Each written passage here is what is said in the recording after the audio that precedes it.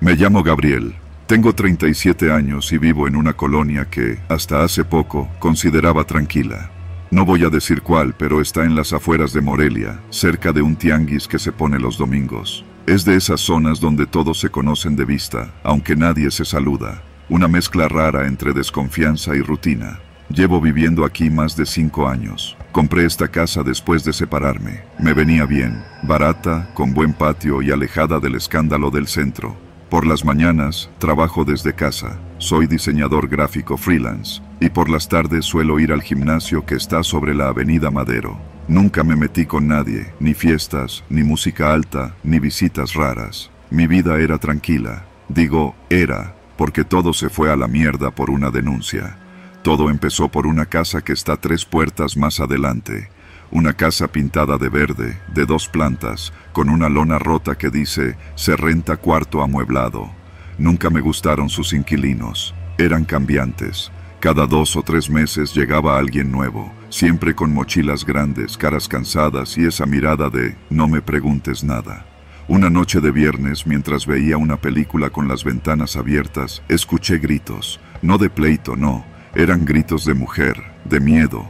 Me levanté y salí al patio. Los gritos venían de la casa verde. Alguien estaba pidiendo ayuda. Pensé en llamar al 911, pero esperé unos segundos más, como esperando que todo terminara solo. Pero los gritos no paraban. Me temblaban las manos, pero marqué. Llegaron 2 patrullas. No sé qué pasó adentro, pero se llevaron a un tipo esposado y a una mujer envuelta en una cobija. Vi todo desde mi reja, con las luces apagadas. Cuando los policías me preguntaron quién había llamado, les dije que fui yo.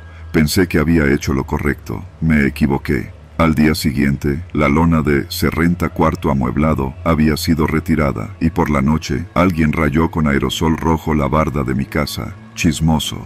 Me quedé helado. Pensé en borrarlo de inmediato, pero decidí tomarle una foto primero. Lo subí a un grupo de vecinos de WhatsApp. Cometí el segundo error de la semana, pedir apoyo. La mayoría ignoró mi mensaje. Solo doña Lupe, la señora de enfrente, me mandó un emoji de pulgar arriba. Pero al día siguiente, salí y encontré una bolsa con mierda de perro colgada del portón. Volví a escribir al grupo. Esta vez, nadie respondió. Pensé en ir al Ministerio Público, pero, ¿qué iba a decir? Creo que mis vecinos me están hostigando porque llamé a la policía. Me iban a mirar con cara de, ¿y? Así que opté por ignorarlo, seguir con mi vida y mantener un perfil bajo. La calma duró menos de una semana. Empezaron los ruidos, golpes secos contra mi barda durante la madrugada, como si alguien arrojara piedras o pateara la base. Una noche, a eso de las 3, escuché claramente pasos en mi azotea. Subí con una linterna, armado con un bate de metal. No había nadie, pero una de las tapas de los tinacos estaba abierta. Cambié las cerraduras. Compré una cámara de esas baratas y la puse apuntando a la entrada. También mandé poner una lámpara con sensor de movimiento. Pensé que con eso bastaría. Una madrugada, la cámara grabó a un sujeto encapuchado.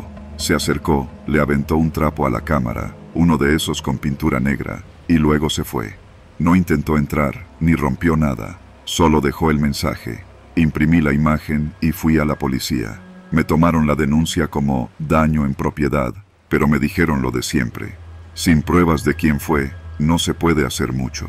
La paranoia empezó a apoderarse de mí. Dejé de salir al gimnasio, dejé de abrir ventanas. Hasta el trabajo comenzó a afectarse. Me costaba concentrarme. Revisaba las cámaras cada hora. Tenía pesadillas en las que me ahogaban con una almohada en mi propia cama. Lo peor vino cuando se metieron con mi coche. Era un sábado por la mañana. Bajé a comprar tortillas. Cuando salí, mi coche tenía el parabrisas destrozado. No se llevaron nada, solo rompieron. Me sentí impotente. Presenté otra denuncia, pero la respuesta fue igual de fría. Puede poner la denuncia, pero sin testigos, será difícil. Me pasaba los días husmeando desde las persianas. Me sabía los rostros de todos los vecinos. Empecé a sospechar de cada uno. Un día, vi salir a un adolescente de la Casa Verde. Me vio directamente y se rió. No hizo nada más, pero esa sonrisa se me quedó grabada. Luego empezaron a tocar el timbre por las noches. Una sola vez. Luego silencio. A veces eran las 2, otras las 4. Nunca vi a nadie al abrir. Compré un timbre con cámara. En una de las grabaciones vi una figura con gorra. No lo reconocí, pero no era un niño, era alguien grande. Entonces decidí hacer algo que nunca me había atrevido a hacer: confrontar a la señora dueña de la Casa Verde. Vivía ahí mismo, pero en la planta de abajo. Le toqué la puerta una tarde. Me abrió con expresión indiferente, como si ya supiera que iba a ir. Buenas tardes, vengo a comentarle lo que ha pasado. Desde que llamé a la policía por los gritos, me han estado hostigando. Empecé a decir. Yo no me meto en cosas ajenas, me interrumpió. Y aquí nadie lo ha molestado. Tal vez usted tiene enemigos, joven. Solo le pido respeto, le dije, aunque sentía que mis palabras caían como piedras en un pozo seco. Ella sonrió, una sonrisa sin dientes. Entonces no denuncie lo que no le incumbe, mijo, porque uno nunca sabe quién lo está viendo. Cerró la puerta. Me quedé ahí unos segundos, temblando. Esa noche decidí que me iría de ahí. Ya había perdido la paz. Busqué departamentos en renta. Encontré uno cerca del Estadio Morelos. Barato, chico, pero suficiente. Notifiqué al casero que dejaría la casa. Él, indiferente, me dijo que estaba bien, que otra persona ya la quería. La última noche fue la peor. A eso de las 2, tocaron la puerta. Esta vez no fue el timbre. Golpes secos, constantes. No abrí. Solo observé por la cámara. No se veía nadie. Minutos después, se fue la luz. Subí al cuarto, tomé mi lámpara de batería y bajé. Entonces escuché un ruido seco en la cocina. Corrí y vi la ventana abierta. Había entrado alguien. No lo pensé. Salí por la puerta principal, corrí a casa de doña Lupe y toqué con desesperación. Tardó en abrir, pero me dejó pasar. Llamamos a la policía. Cuando llegaron, revisaron la casa. No había nadie, nada robado. Pero la palabra rata estaba rayada en mi refrigerador con plumón negro. Me fui esa misma mañana. Dejé muebles, ropa, todo. Nunca supe con certeza quiénes fueron, ni cuántos. Lo único que aprendí es que, en México, hay barrios donde el silencio vale más que la verdad, donde ser correcto se paga caro, donde una denuncia puede costarte la vida, o al menos, la tranquilidad. Ahora vivo en un departamento con reja eléctrica, cámaras, y vecinos que no se conocen ni de vista, y eso, sinceramente, lo prefiero. Me llamo Lidia y durante poco más de 10 años fui la dueña de una lonchería en la colonia La Cedrera, al oriente de Uruapan. El negocio se llamaba Lonches Lupita, en honor a mi mamá. Era un local sencillo, con sus 5 mesitas de plástico rojas, 2 ventiladores en el techo que hacían más ruido que viento, y un menú corto pero cumplidor. Tortas, sopes, sincronizadas, y los famosos lonches de pierna que me ganaron clientela desde las secundarias hasta las oficinas de la zona. Nunca soñé con ser rica. Me bastaba con llenar las mesas, pagar a Ivonne, la chavita que me ayudaba con los pedidos, y juntar lo justo para la renta y las colegiaturas de mis hijas. A veces salían extras para llevarlas al cine o comprar algo bonito en el tianguis. La vida no era fácil, pero era mía. Era estable. Todo cambió una mañana de martes, cuando llegaron 2 hombres al local. No traían pinta de clientes. Uno era flaco, con una camisa de cuadros ajustada y un sombrero vaquero. El otro, más joven, con una chamarra negra y el rostro lleno de granos. Ni saludaron. El flaco se sentó, sacó un cigarro y me dijo con voz calmada: «Está bueno el negocio, ¿no? ¿Perdón?» «El local, señora. Se ve que sí hay clientela». Ivonne me miró con ojos de susto. El tono del tipo no era amistoso. Sentí un nudo en la panza, pero me mantuve firme. «Nos defendemos, gracias. ¿Van a querer algo?» El joven de la chamarra soltó una risa seca y sacó una hoja doblada del bolsillo. La puso sobre la mesa, despacio, como si supiera que yo ya entendía a qué habían venido. «A partir del próximo lunes», dijo el flaco, sin mirarme, «va a pagar esta cuota cada semana, para seguridad, para que el local siga funcionando sin incidentes». Leí la hoja. No era una broma.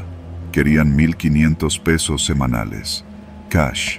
Sin recibo. Sin nombres. Solo instrucciones. No dije nada. No hacía falta. En Uruapan, uno aprende a leer entre líneas. No era una extorsión de película. No traían armas a la vista. No gritaron ni amenazaron. Pero el mensaje era claro. «Lo pensamos», fue todo lo que pude decir. El flaco asintió. Se levantaron y se fueron caminando como si hubieran ido por un café. Ese día no pude probar bocado. Cuando cerramos, me quedé una hora sentada en la cocina, con la hoja arrugada entre las manos, sintiendo cómo se me escurría el mundo por entre los dedos. Durante los siguientes días, pregunté por aquí y por allá, con cuidado. Resultó que ya habían pasado por otros negocios de la zona, una estética, un taller, hasta un puesto de carnitas en la esquina. Algunos pagaron, otros cerraron sin decir nada. Ivonne me dijo que su papá quería que buscara trabajo en otro lado, que no quería que la metiera en broncas. No la culpo. Renunció esa misma semana. Yo intenté resistir. Me dije que no podía ceder, que eso era lo que ellos querían. Pero el miedo te acorrala de maneras que no entiendes hasta que lo tienes encima. Un sábado por la tarde, me rompieron la cerradura del portón de atrás. No se llevaron nada, solo la rompieron, como para avisarme. El lunes siguiente puse un letrero, cerrado por mantenimiento. Mentí a mis hijas, les dije que estaba enferma, que necesitaba unos días, pero la verdad es que no dormía. Tenía los nervios hechos trizas, soñaba que llegaban con bidones de gasolina, que me esperaban afuera de la casa, que tocaban la puerta a las 3 de la madrugada. Después de una semana, regresé al local. Me quedé parada frente a la cortina media abierta. El aire olía a humedad y aceite rancio. Todo estaba tal como lo había dejado. Y sin embargo, algo era distinto. La cocina ya no me daba calma. El refrigerador sonaba como un animal atrapado. Las paredes, antes llenas de vida con dibujos de mis hijas y menús de colores, parecían grises, hostiles. Ese mismo día, llegaron de nuevo. No entraron. Solo se pararon al otro lado de la calle, uno con un cigarro, el otro con las manos en las bolsas. Me vieron, sonrieron y se fueron. Ese fue el empujón que necesitaba. Cerré el negocio, sin avisos, sin despedidas. Vendí la freidora, los sartenes, el refrigerador, todo en una semana, a precio de risa. Me dolió más que un divorcio. No era solo mi sustento, era mi identidad, mi orgullo. Los primeros meses me hundí, no encontraba trabajo fijo. Nadie contrataba a una mujer de más de 40 años sin carrera ni experiencia formal. Mis hijas me veían diferente. Ya no era la mamá fuerte y trabajadora, era una señora en bata, con el alma en pausa. Pensé en irme, cambiarme de ciudad, pero no tenía a dónde. Una tía en Zamora me ofreció su sala. Un primo en Morelia dijo que tal vez había chance de limpieza en una plaza comercial. Pero ¿qué seguridad tenía? ¿Cómo confiar? Entonces un día, en la fila del banco, vi a otra exdueña, Miriam, la de la papelería que estaba a 3 locales de mí. Casi no la reconocí. Se había cortado el cabello y usaba lentes oscuros. Nos saludamos con un apretón de manos largo. No hacía falta decir mucho. Ambas habíamos perdido algo irrecuperable. ¿Supiste del Oxxo nuevo en la esquina?, me preguntó. Sí, respondí. Pusieron cámaras por todos lados, y hasta guardias. Claro, dijo Miriam en voz baja. A esos no les cobran cuota. Me quedé pensando. El gobierno no protege a los pequeños. Las grandes cadenas, esas sí tienen quien las cuide. Nosotros no. Y cuando los que deberían protegerte no aparecen, los que amenazan terminan gobernando las calles. Ahora trabajo en casa. Hago pasteles por encargo, cumpleaños, bautizos, lo que caiga. No es mucho, pero al menos no tengo un letrero ni horario fijo. No tengo que abrir una cortina con miedo. A veces, cuando paso por la Cedrera, evito ver el local. Ahora es una tienda de ropa usada. Pusieron rejas nuevas, le pintaron el frente de blanco. Se ve limpio, frío, sin alma. Como si nunca hubiera existido ahí una lonchería donde decenas de personas comieron, rieron y vivieron sus días normales. A veces me preguntan por qué cerré. Digo que fue la pandemia, que ya no vendía igual, que me cansé. La verdad, no la digo, porque en esta ciudad la verdad puede costarte la vida. Pero nunca se me va a olvidar que, en este país, ser honesta, trabajadora y valiente no siempre alcanza. Porque aquí, hasta el éxito se paga, y a veces el precio es demasiado alto. Nunca pensé que algo tan simple como tomar un atajo pudiera poner mi vida en riesgo. Me llamo Edgar, y esto que voy a contar ocurrió hace poco más de un año, en Michoacán. Trabajo como repartidor para una app de entregas en moto, y aunque suelo moverme en zonas relativamente seguras, ese día tomé una decisión estúpida. Me metí por una colonia donde cobran por cruzar. Era un martes. El clima estaba seco, el cielo opaco, como si fuera a llover pero sin decisión. Llevaba desde las 11 de la mañana haciendo entregas en Morelia. Para las 8 de la noche ya estaba cansado, pero me llegó un pedido con buena propina hacia una unidad habitacional al poniente.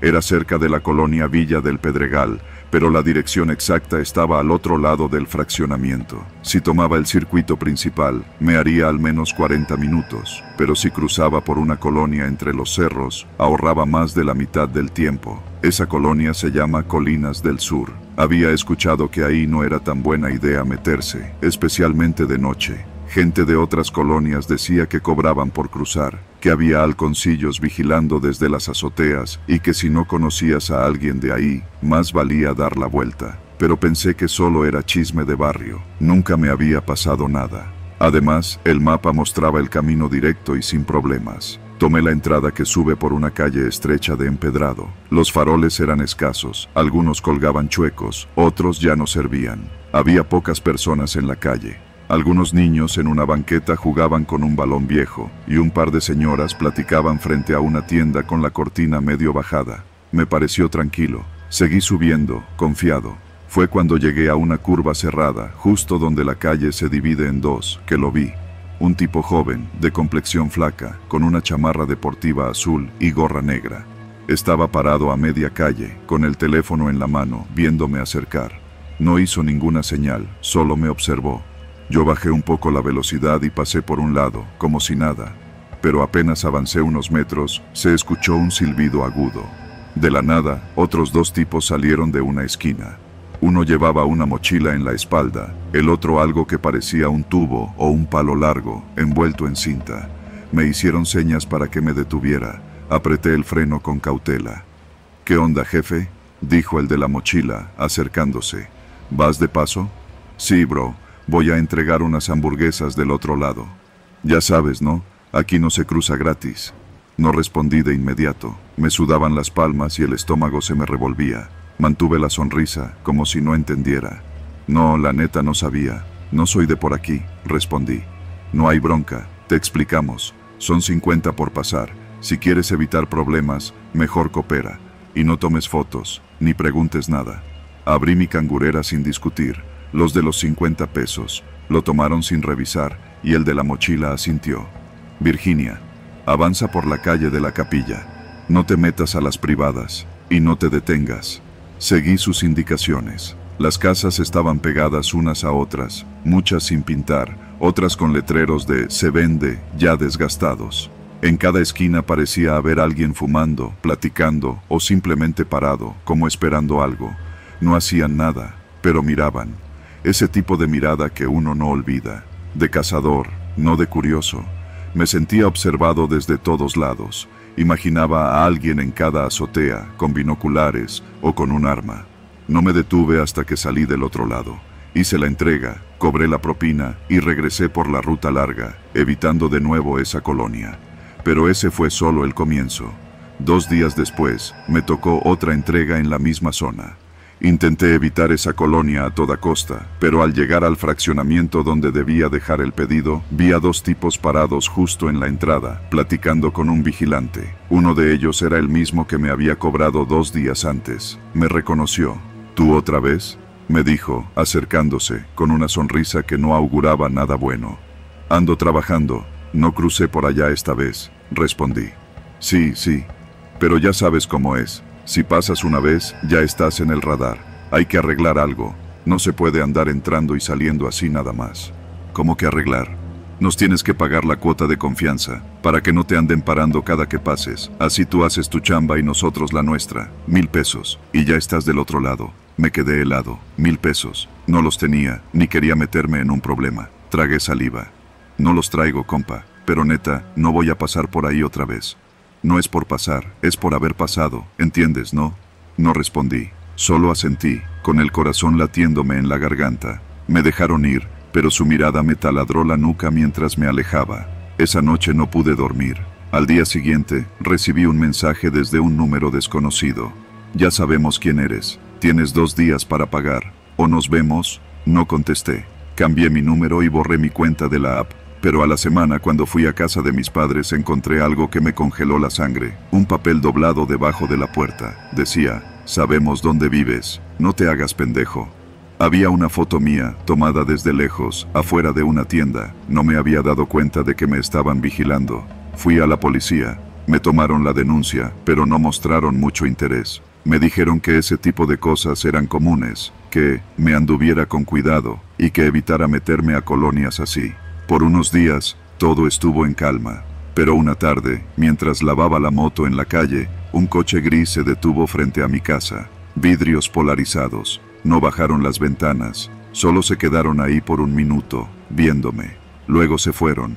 Sentí que ya no tenía escapatoria. Decidí ir a buscarlos. Pensaba que, si hablaba con ellos directamente, si les pedía disculpas o lo que fuera, podrían dejarme en paz. Sabía que era arriesgado, pero sentía que vivir con ese miedo era peor. Regresé a la colonia, la misma curva, los mismos rostros. Me detuve y les hablé. El de la mochila me reconoció. Me hicieron pasar a una casa de fachada gris, con una lona rota cubriendo la entrada. Ahí adentro, todo era silencio, solo una tele encendida, con el volumen bajo. En el sillón, un hombre mayor, con rostro duro, cicatrices en la frente, me hizo señas para sentarme. Ya sabemos quién eres, Edgar. No necesitamos tus 1000 pesos. Queremos otra cosa.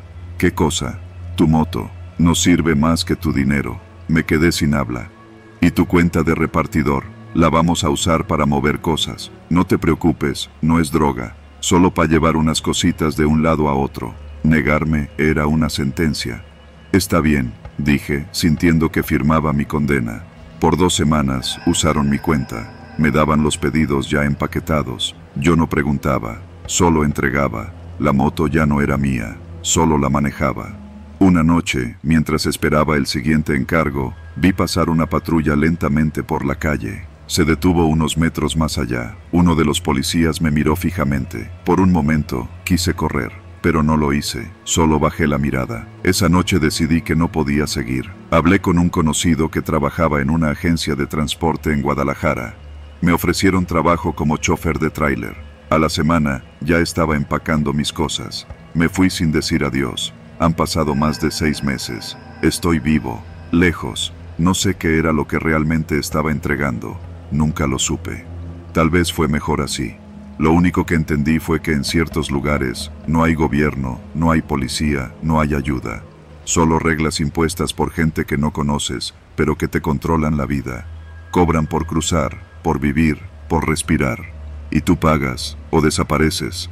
Nunca más regresé a Michoacán.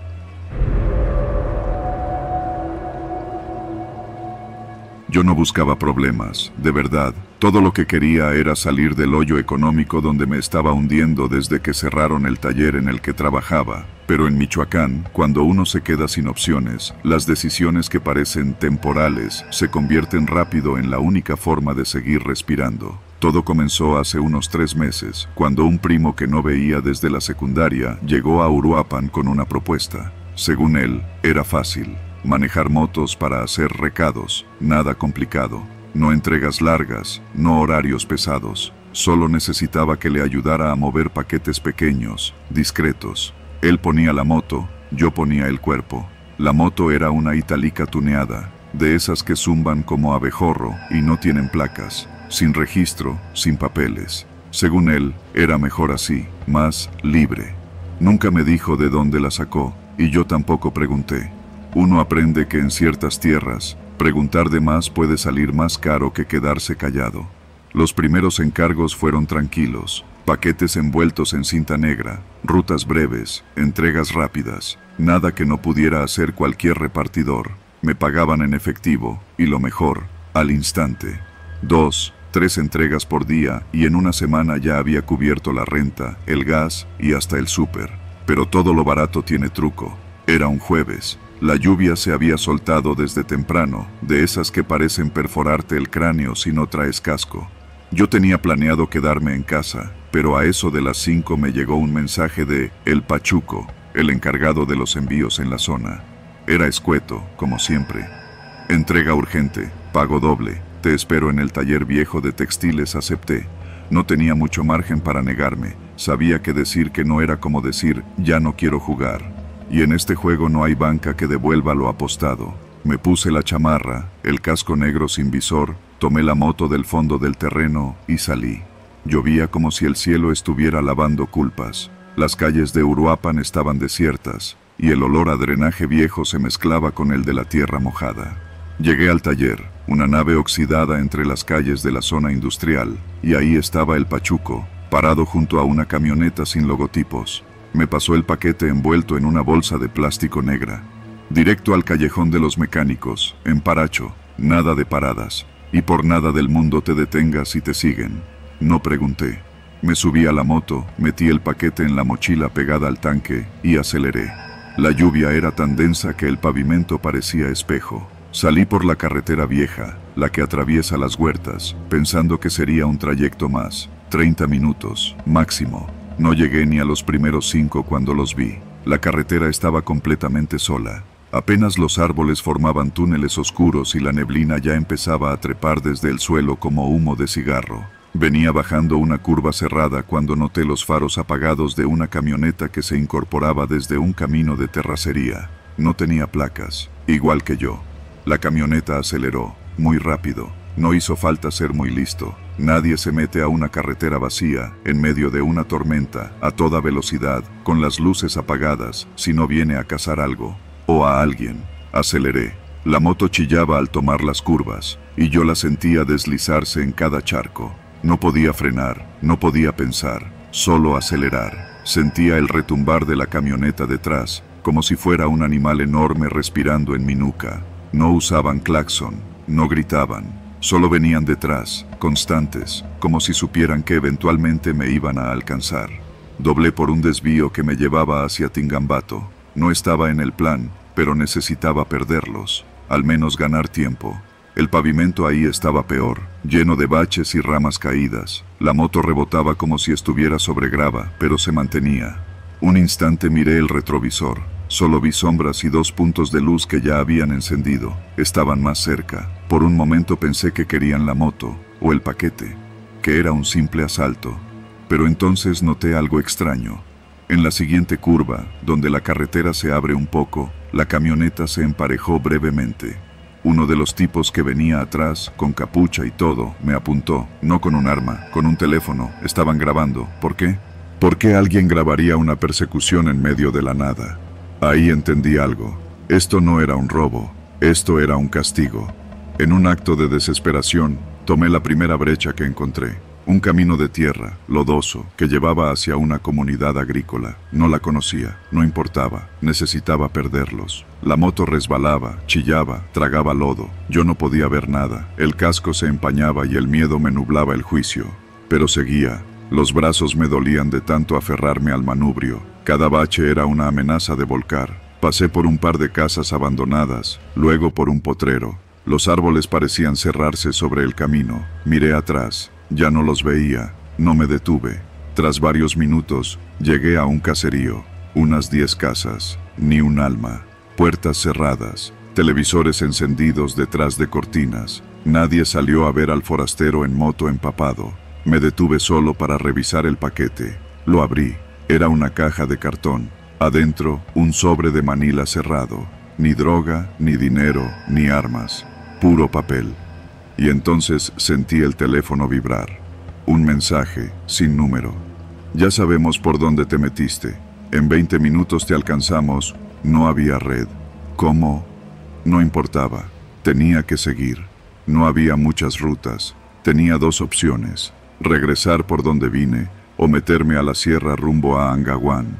El segundo camino era más largo, más peligroso, pero había muchas más veredas. Tal vez podía esconderme. Tal vez podía perderlos. Elegí la sierra. Me adentré entre los pinos, siguiendo una brecha estrecha que parecía no haber sido usada en semanas. La lluvia se había vuelto llovizna, pero el lodo me llegaba casi a las pantorrillas. La moto ya rechinaba, pero aún aguantaba, y entonces escuché el motor detrás. Esa camioneta maldita seguía viva. Venían tras de mí, por un camino donde nadie debería poder pasar.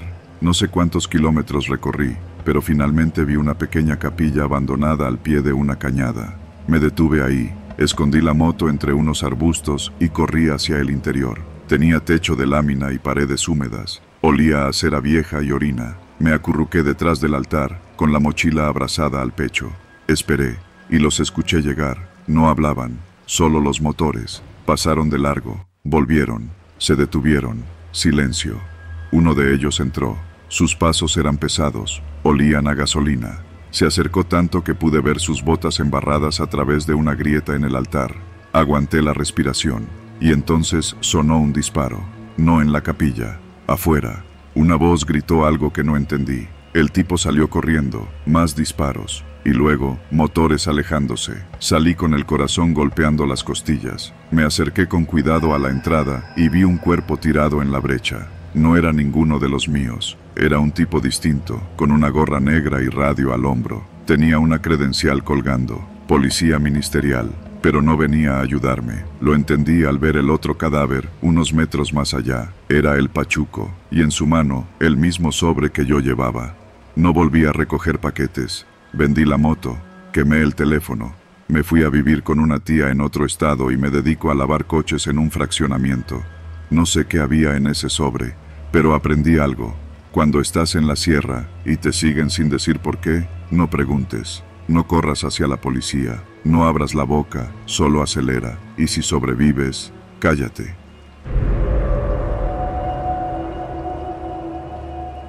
Yo no soy de meterme en problemas. Trabajo, pago mis cosas, ayudo en casa cuando puedo, y no me gusta andar presumiendo nada.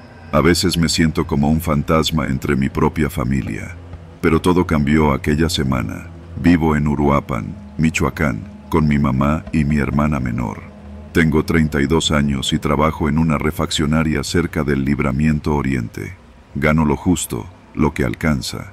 Esa semana estaba ahorrando para comprarle unas llantas nuevas al carro que apenas si sobrevive, un Sentra viejo que heredé de mi tío. Era lunes por la mañana cuando todo empezó. Estaba atendiendo el mostrador, anotando en la libreta la venta de un juego de bujías, cuando mi celular vibró. No era nada raro. Tengo varios grupos de WhatsApp, la familia, los primos, los amigos del taller, uno que ni sé por qué no he salido.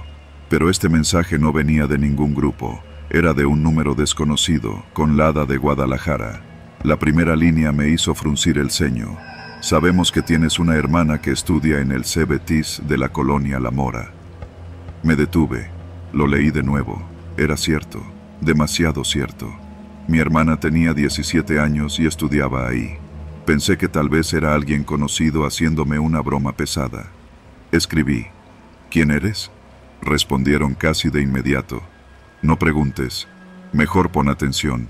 Mándanos 10,000 pesos hoy mismo si quieres que tu hermana siga bien. Me reí. Pensé que era una estafa. Las típicas que uno ve en las noticias o en los mensajes reenviados. Pero luego me mandaron una foto.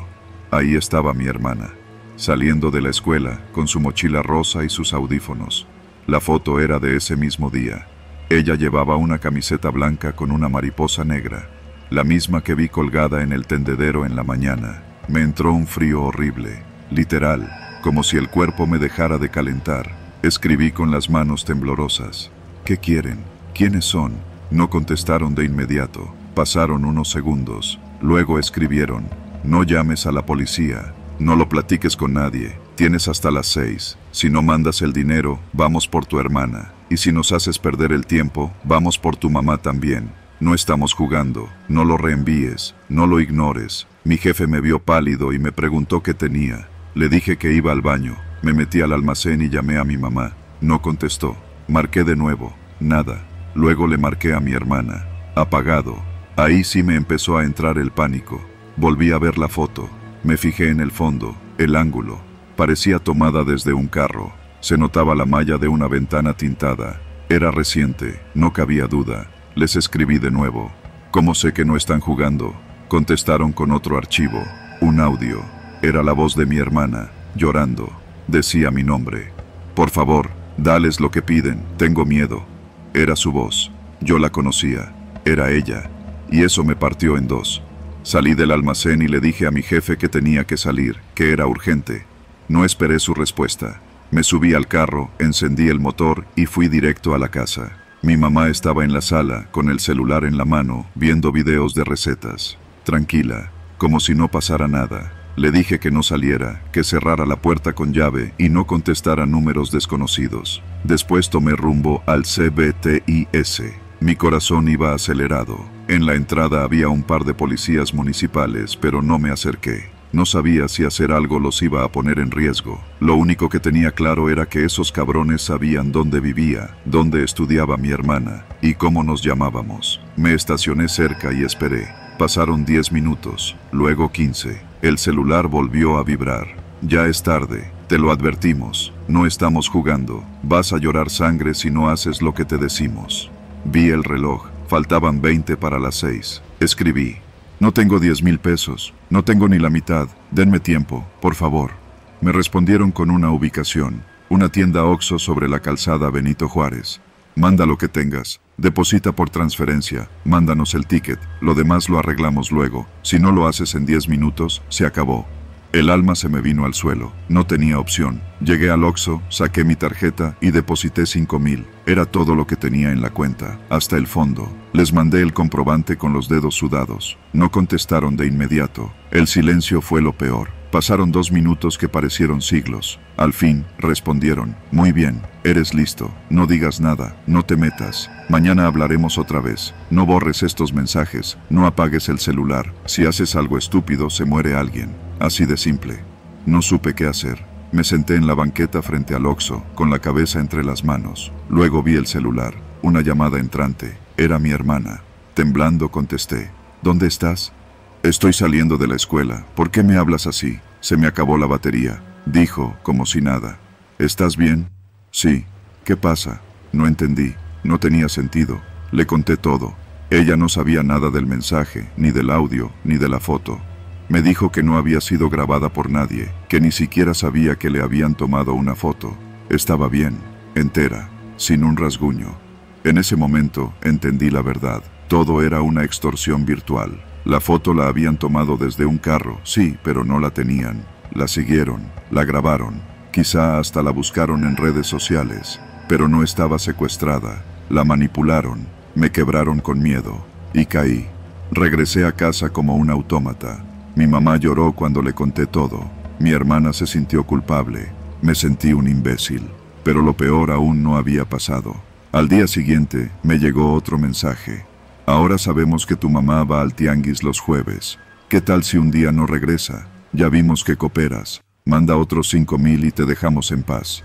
Ahí fue cuando se rompió todo. Fui directo a la Fiscalía Regional. Me temblaba todo. Conté todo, desde el primer mensaje.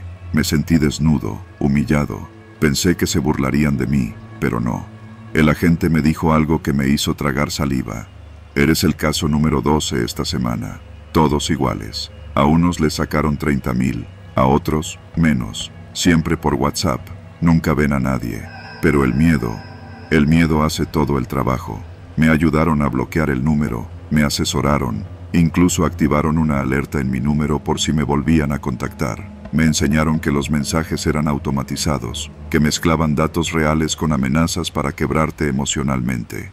Me fui a casa con rabia, pero más tranquilo. Sabía que los habían mandado al diablo, aunque todavía tenía miedo de contestar el celular. Esa noche no dormí. Mi hermana me abrazó. No me decía nada, solo estaba ahí. Supongo que eso fue suficiente. Desde entonces hablo más con ella. La recojo en la escuela, le revisamos sus redes sociales, limitamos todo lo que se puede ver de nuestra familia en línea. Nos volvimos invisibles. Pero el susto, ese no se va. A veces, aún recibo mensajes de números extraños. Ya no respondo, ya no caigo, pero me acuerdo de cada segundo en que creí que la había perdido. Y no sé si algún día pueda olvidar eso. Lo que más me marcó no fue el dinero perdido, fue darme cuenta de lo fácil que pueden quebrarte cuando tocan justo donde duele más. Hay muchas cosas que uno puede soportar cuando vive en Michoacán. El calor seco que te deja pegajoso todo el día, las marchas que cierran la avenida principal justo cuando vas tarde, o las explosiones esporádicas que se escuchan a lo lejos y que todos aprendimos a ignorar. Pero lo que me pasó en el fraccionamiento esa semana, eso no se me va a olvidar nunca.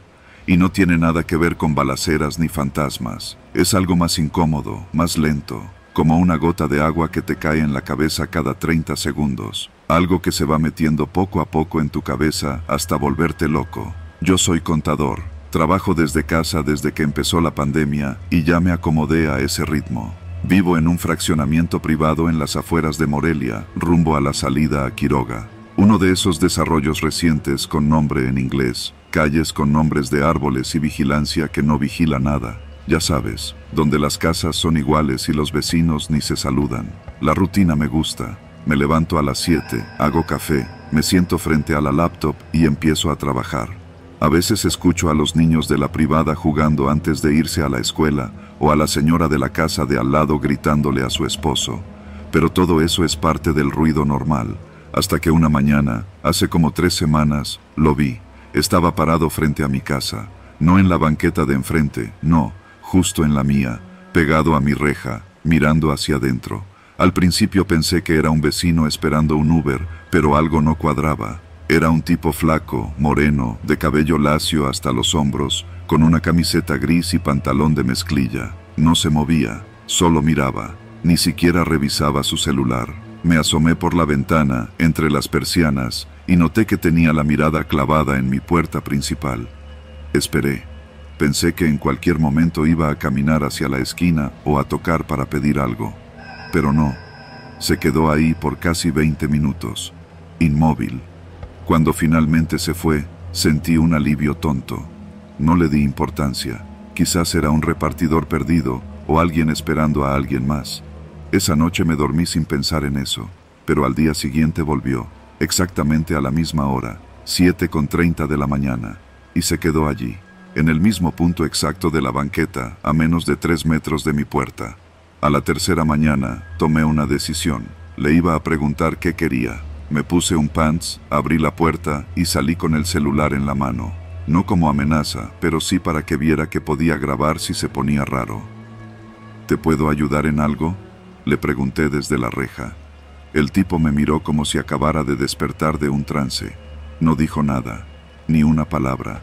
Solo me vio con esos ojos de perro callejero, cansado, como si yo fuera quien le debía una explicación. ¿Estás esperando a alguien? Nada. Ni una respuesta.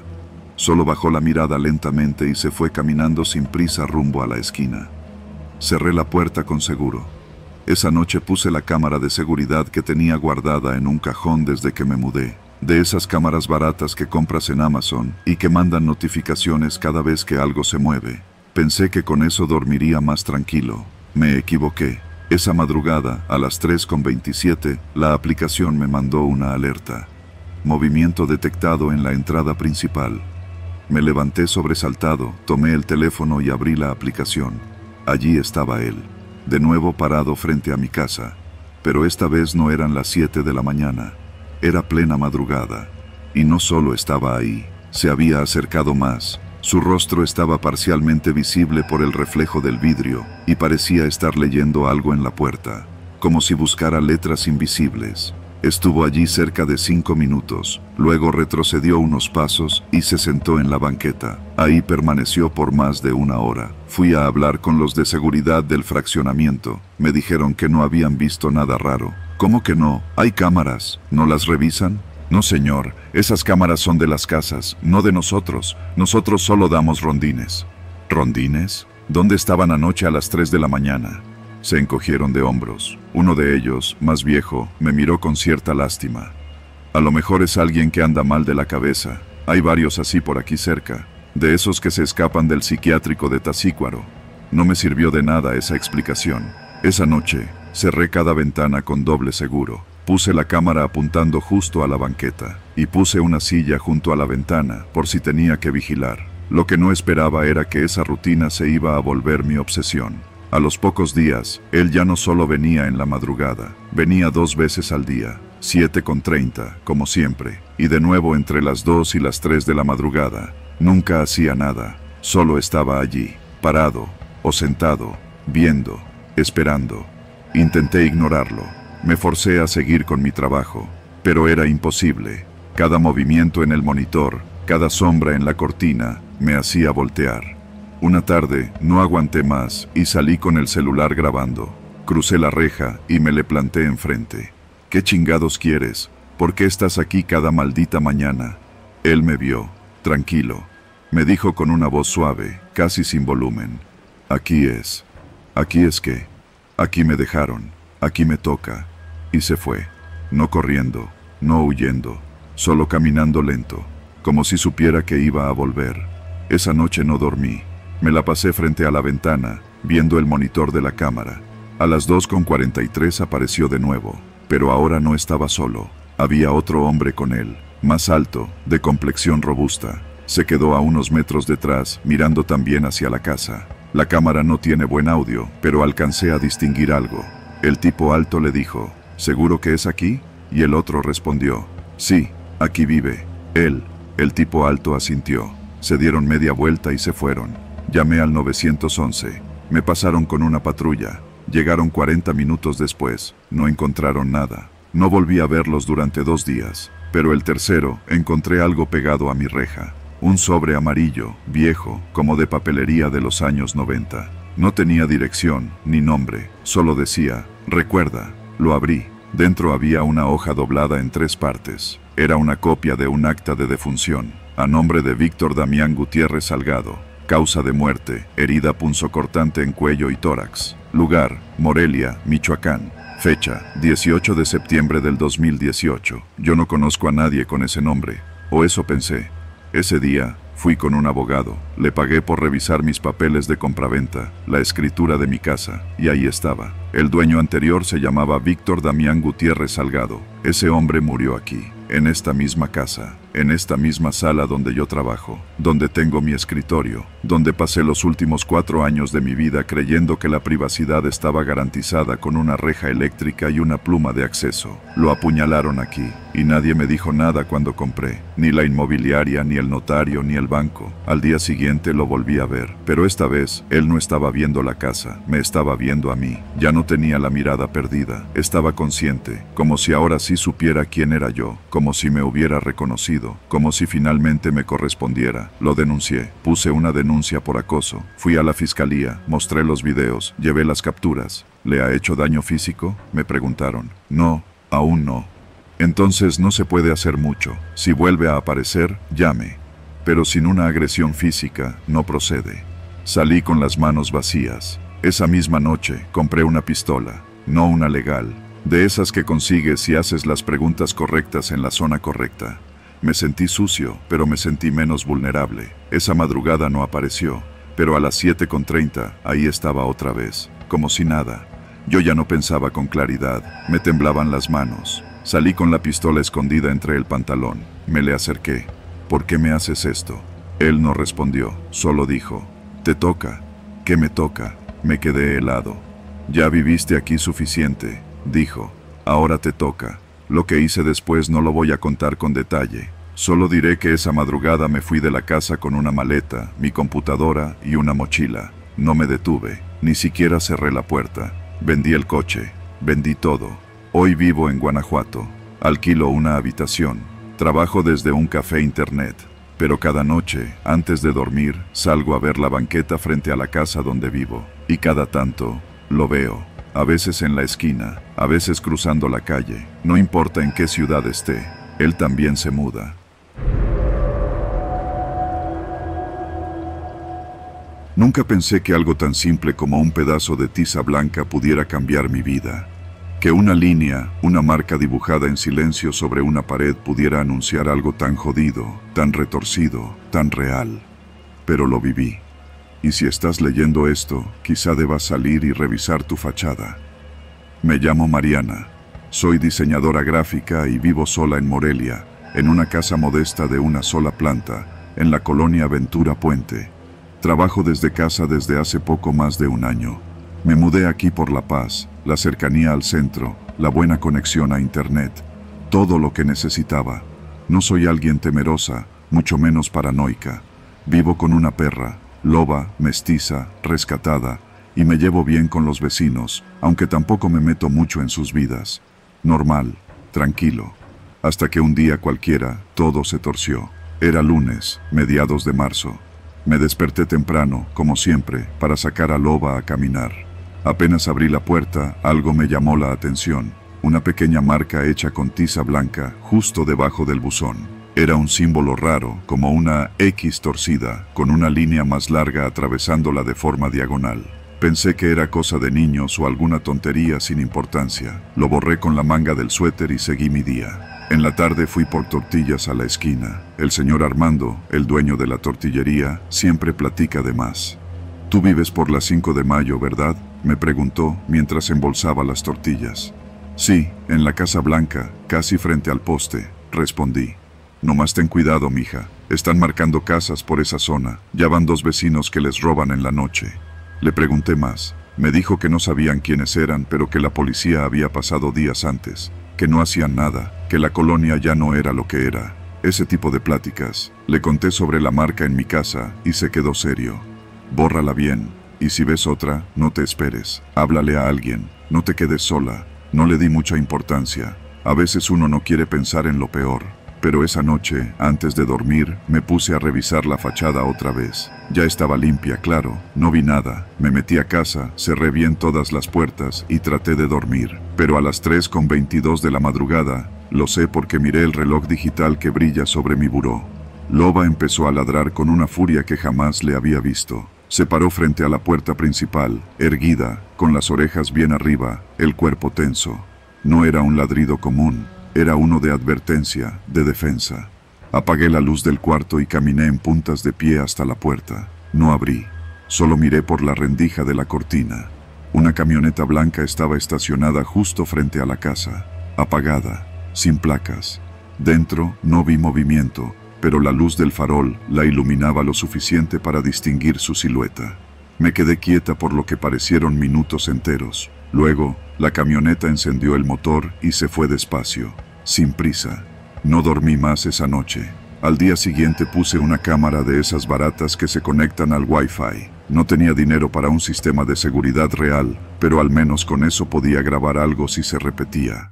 También reforcé la cerradura con un cerrojo que compré en Home Depot y puse un palo de escoba atorado en la puerta trasera. No era mucho, pero me hacía sentir más segura.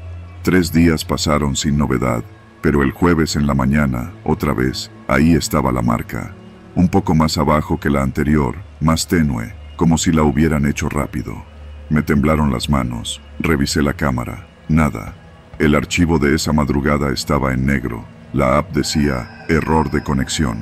Empecé a sentirme vigilada. No lo dije a nadie, no quería sonar exagerada, pero cada vez que alguien pasaba frente a mi casa, me quedaba mirando desde la ventana, anotaba colores de vehículos, horarios, me volví obsesiva, dormía con la lámpara de noche encendida y el gas pimienta en la mesita de al lado. El viernes a mediodía vi algo que me heló la sangre. Un hombre, de esos que parecen repartidores, pasó caminando lentamente por la calle. Camisa azul clara, gorra, mochila negra. Llevaba algo en la mano, lo ocultaba entre los dedos. Cuando se detuvo frente a mi casa, fingió revisar el celular, pero luego se agachó y con un movimiento rápido marcó algo en la barda, justo al lado del medidor de luz. Me asomé desde dentro, apenas entre la cortina, y no sé cómo, pero sentí que supo que lo miraba. Se fue caminando como si nada. Salí con el celular grabando. La marca estaba ahí, más clara que nunca. Ahora era un círculo, y dentro una especie de triángulo incompleto. No supe qué significaba, pero ya no era una casualidad.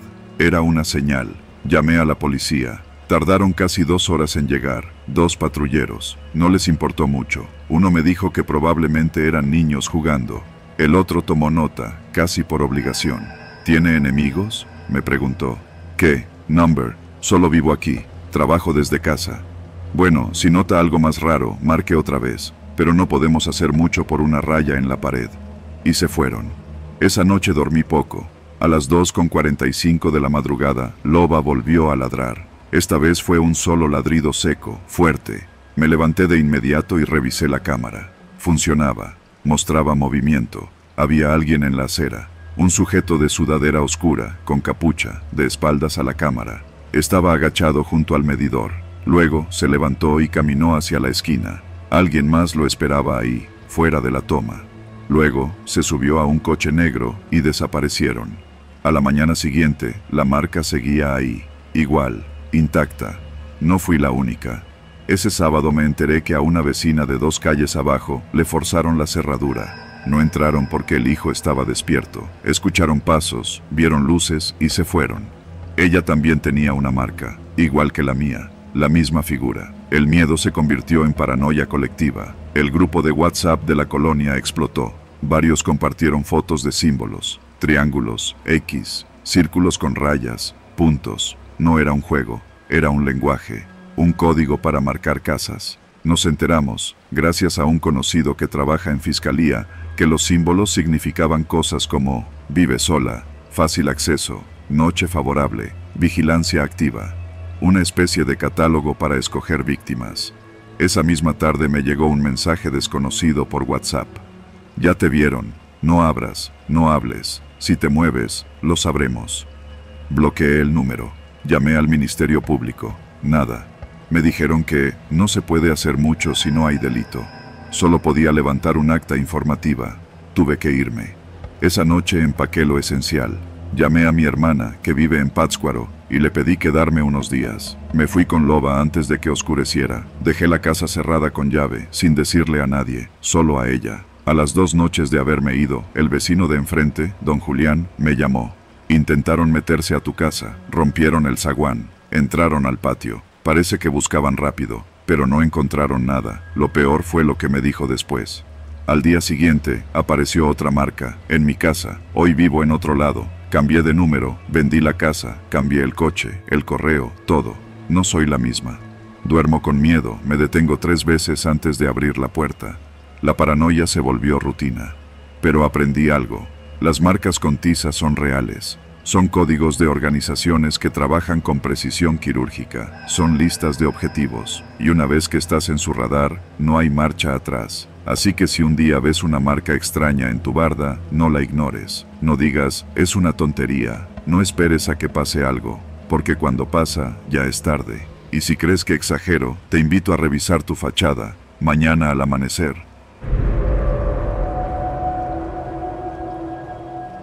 Mi nombre es Rodrigo Aguirre, tengo 37 años, vivo en Morelia y trabajo como supervisor de distribución en una empresa de fertilizantes. No soy valiente ni imprudente, me considero alguien precavido, alguien que evita problemas, que da el paso atrás cuando hay tensión. Nunca pensé que eso no me serviría de nada en la carretera. Era lunes, una de esas mañanas que huelen a tierra mojada.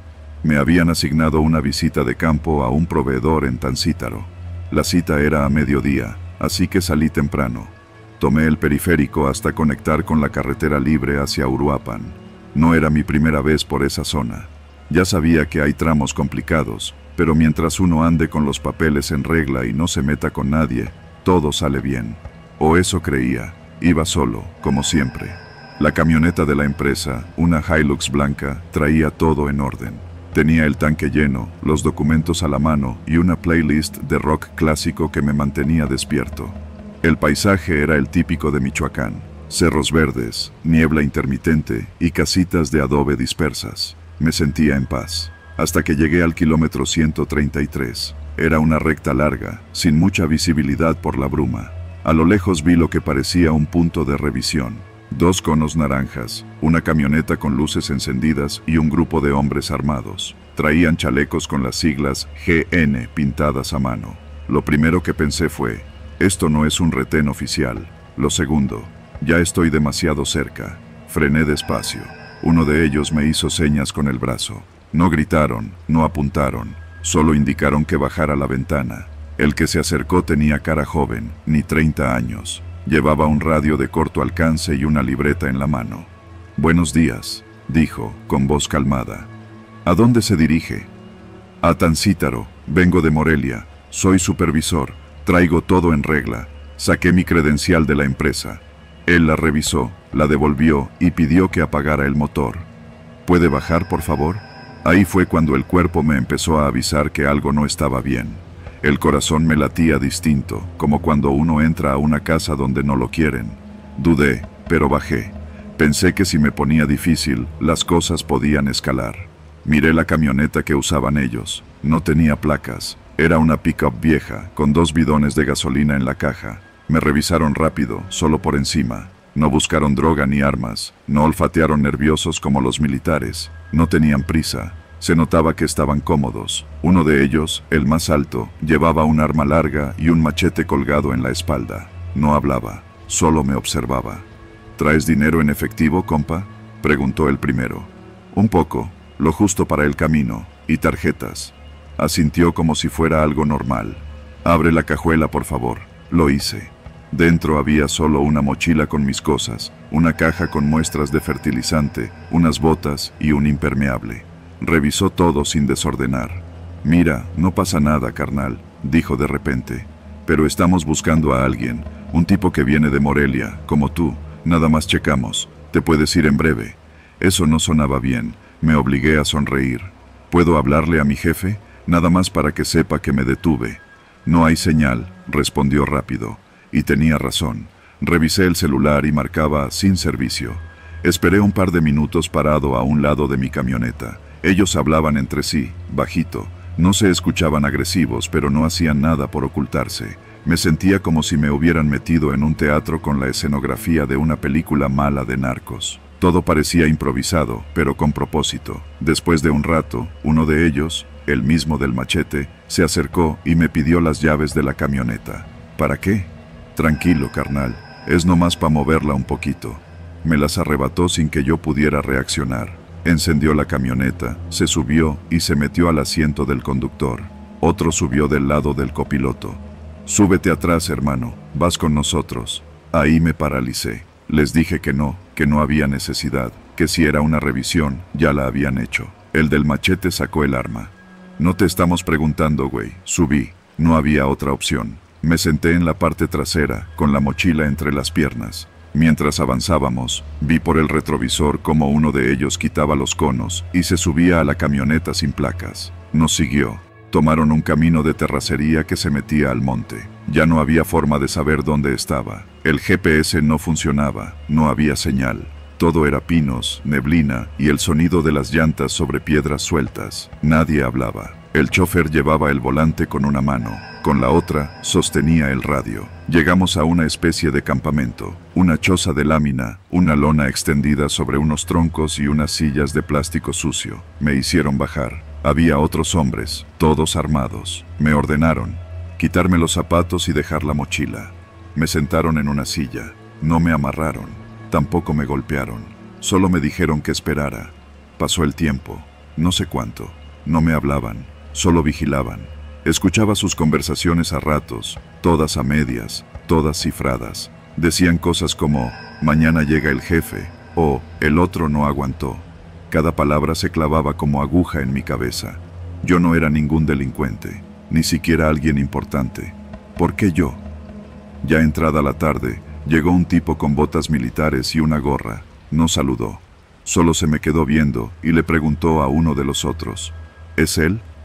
No estamos seguros, dijo el del machete. Coincide la ruta y la descripción, pero dice que viene por chamba. El hombre se acercó. Me miró de arriba a abajo. No parecía molesto, pero tampoco amigable. Se agachó frente a mí. ¿Quién te mandó, cabrón? Le explicó todo.